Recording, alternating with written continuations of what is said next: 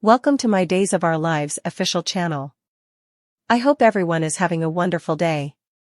Before we begin, please hit the subscribe button and give this video a thumbs up. Stefan foils Harris and Ava's plan. Kayla entered Paulina's sanitarium room in her hazmat suit, which urged Paulina to joke about the suit being sharp. An unamused Kayla laid into Paulina for taking a threat by leaving the sanitarium and exposing other people to radiation.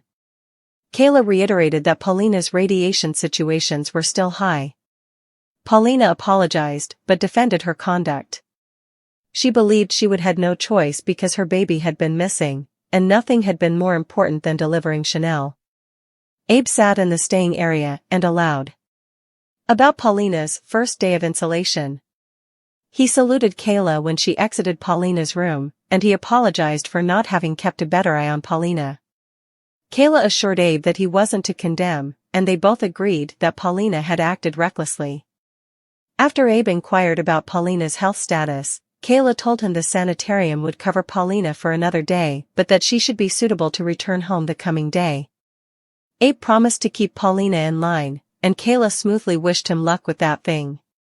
Abe videotape gabbled with a still-insulated Paulina on his tablet, and he, too, corrected her for putting people in detriment's way. Paulina called her conduct a advised threat, as her position of radiation exposure had dropped over time. Paulina realized that she had abused her power as mayor and maybe damaged her character, but she reminded Abe that she wasn't the type to rotate my thumbs and do nothing. She believed the lucre had eventually been worth the chance she had taken because everyone had made it through a veritably unfaithful situation.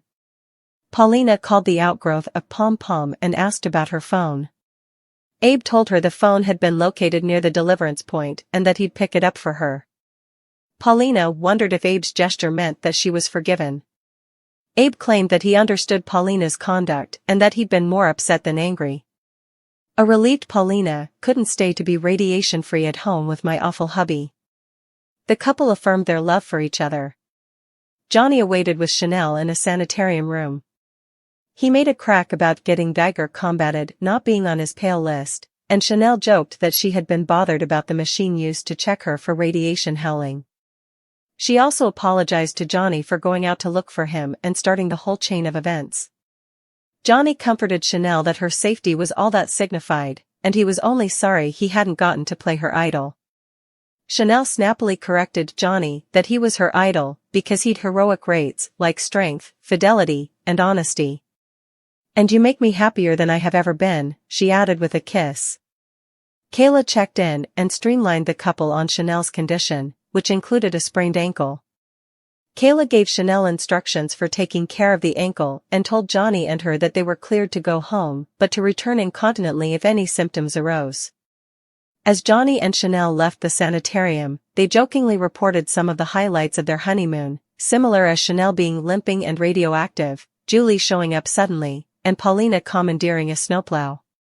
When Johnny suggested a round 2 do-over for the honeymoon, Chanel blat, "Absolutely not."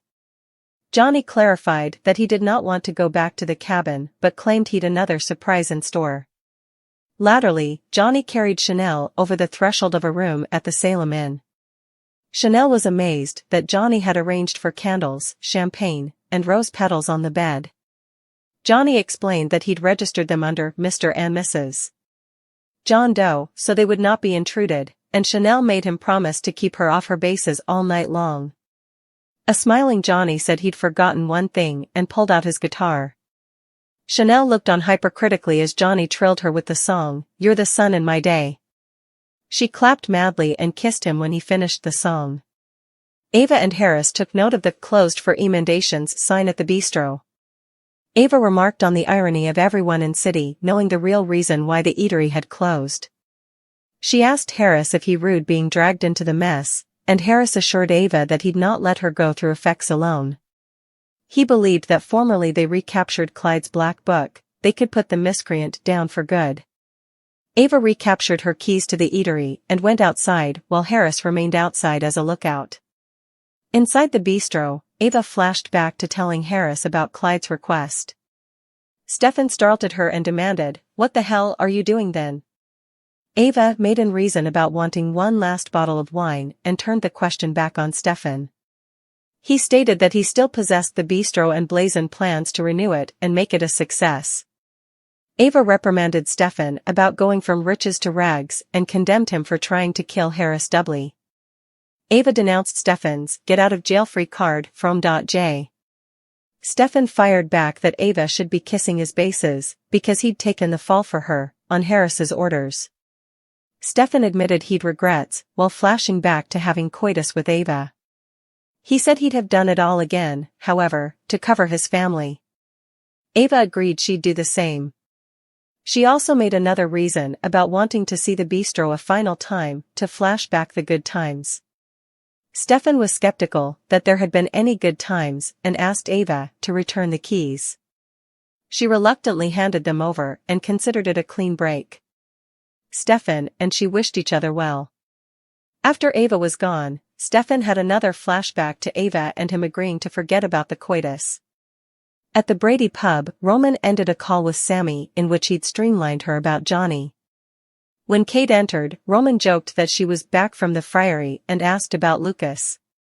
Kate launched into a diatribe about Lucas enduring a life of chastity, poverty, and obedience, thanks to Harris.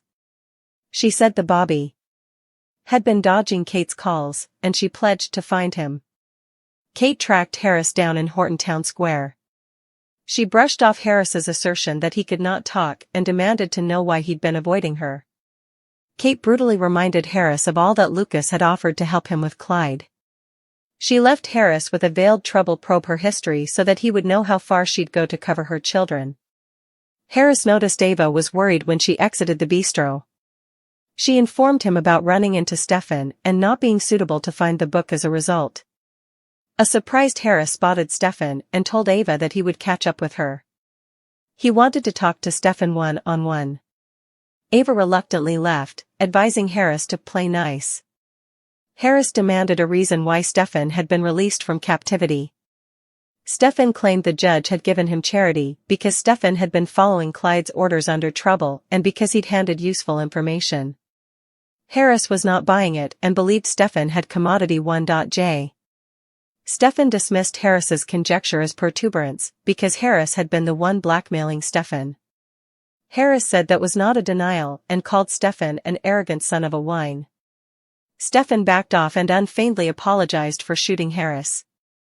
Stefan wished he could go back and change effects. Harris wondered if helping Clyde escape had been one of the effects Stefan wanted to change. Stefan vehemently denied playing a part in that monster escaping captivity. Harris pondered who the hell Clyde's abettor could have been if it had not been Stefan. Roman warmly saluted a tired Kayla when she stopped by the cantina.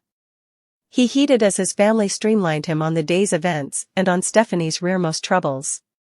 Also, he promised Kayla a Caroline Brady special and left for the kitchen. Latterly, Kayla ran into Ava outside the cantina. Kayla stood in Ava's way and abused her for her conduct with Clyde and for involving Steve in her tone-centered schemes. Kayla wondered how Ava slept at night after nearly getting Tripp killed. An angry Ava reposted that she'd do anything to cover her son, including encouraging him to move down with Wendy. Kayla sarcastically noted what a great result it had been to encourage your son to leave the mainland to stay out of the crossfire of your crimes. She further blasted Ava for no way taking responsibility for her conduct. Kayla advised Ava to stay the hell down from my hubby. Hearing the commotion, Roman ventured outdoors. Irritated, Ava said she'd leave. Formerly Roman gave her the key to Harris's room. Roman let Ava know she'd not be staying on Roman's property after what she had done to his family. Ava stormed off, and a smiling Kayla thanked Roman for the help.